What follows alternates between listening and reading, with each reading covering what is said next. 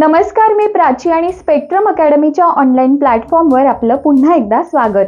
India फाइल्सच्या आजच्या भागात आपण पाहणार आहोत पंतप्रधान म्हणून चंद्रशेखर सिंग यांची कारकीर्द. चंद्रशेखर सिंग यांचा जन्म 17 एप्रिल 1927 ला उत्तर प्रदेशातील बलिया जिल्ह्यातील एका शेतकरी कुटुंबात झाला. शालेय जीवनापासूनच चंद्रशेखर हे राजकारणाकडे आकर्षित झाले होते. एक आदर्शवादी, जहालमतवादी आणि क्रांतिकारक व्यक्ती म्हणून ते सर्वपरिचित होते. 1965 मध्ये चंद्रशेखर यांनी भारतीय राष्ट्रीय काँग्रेस पक्षात प्रवेश केला. त्यानंतर 1967 ला ते काँग्रेसच्या संसदीय पक्षाचे सरचिटणीस झाले. त्यानंतर त्यांनी पुढे 1969 ला यंग इंडियन नावाचे एक साप्ताहिक काढले. त्या काळात अतिशय नावाजलेल्या आणि गाजलेल्या साप्ताहिकांपैकी एक म्हणजे यंग इंडियन. इंदिरा गांधींनी आणीबाणीच्या काळात या यंग इंडियनवर बंदी आणली होती. आणीबाणीच्या काळात बंद पडलेलं यंग इंडियन चंद्रशेखर यांनी फेब्रुवारी 1989 ला पुनरुज्जीवित केलं आणि ते स्वतः त्याचे संपादक झाले. मधल्या काळात 1977 ते 1988 या दरम्यान चंद्रशेखर हे जनता पक्षाचे अध्यक्ष होते.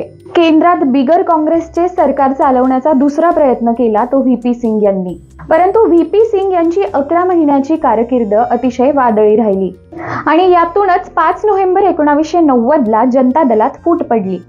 चंद्रशेखर यांनी JDS म्हणजे आपली एक सोशलिस्ट विंग उघडली आणि राष्ट्रीय आघाडीच्या 58 नेत्यांनी चंद्रशेखर यांना आपला नेता म्हणून घोषित केले.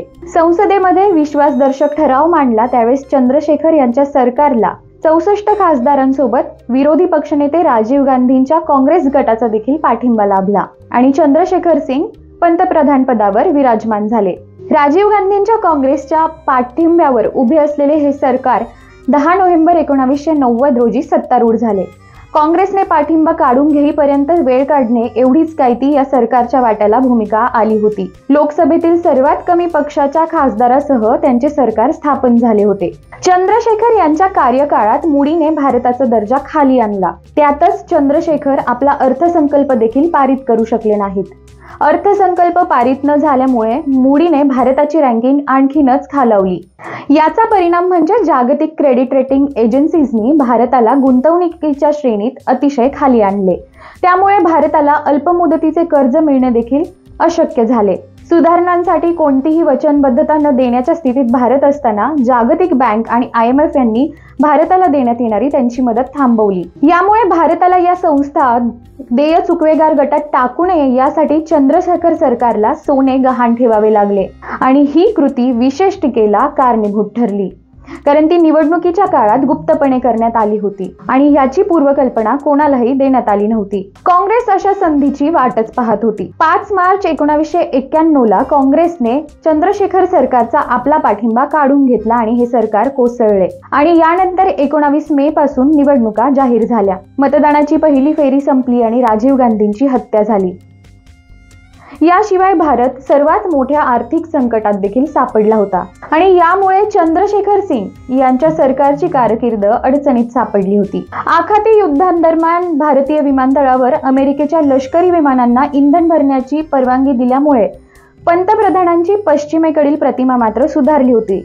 मात्र या कृतीवर राजीव गांधींसारख्या नेत्यांनी टीका केली होती. श्री चंद्रशेखर सत्ताधारी काँग्रेस पक्षाच्या त्या सदस्यांपैकी एक होते ज्यांना आणीबाणीच्या काळात अटक करून तुरुंगात पाठवण्यात आले होते. चंद्रशेखर यांच्या राजकीय कारकिर्दीतील एक महत्त्वाची गोष्ट म्हणजे त्यांनी केलेली पदयात्रा. 6 जानेवारी 1983 ते 25 जून 1983 या काळात सुमारे 4260 किलोमीटरचा प्रवास पायी करत चंद्रशेखर यांनी भारताच्या कन्याकुमारी पासून ते दिल्लीच्या राजघाट पर्यंत पदयात्रा काढली. देशातील जनतेला भेटणे आणि त्यांच्या समस्या जाणून घेणे हे या पदयात्रेचे उद्दिष्ट होते. 25 जून 1983 ला ही पदयात्रा संपवण्याचे कारण म्हणजे या दिवशी आणीबाणीला 8 वर्षे पूर्ण होत होती. उल्लेखनीय बाब म्हणजे याच दिवशी भारतीय क्रिकेट संघाने वर्ल्ड कप जिंकला होता. चंद्रशेखर यांनी सत्तेच्या राजकारणाला कायमच विरोध केला. लोकशाही मूल्ये तसेच सामाजिक परिवर्तनाप्रती कटिबद्धतेच्या राजकारणाला ते महत्त्व देत.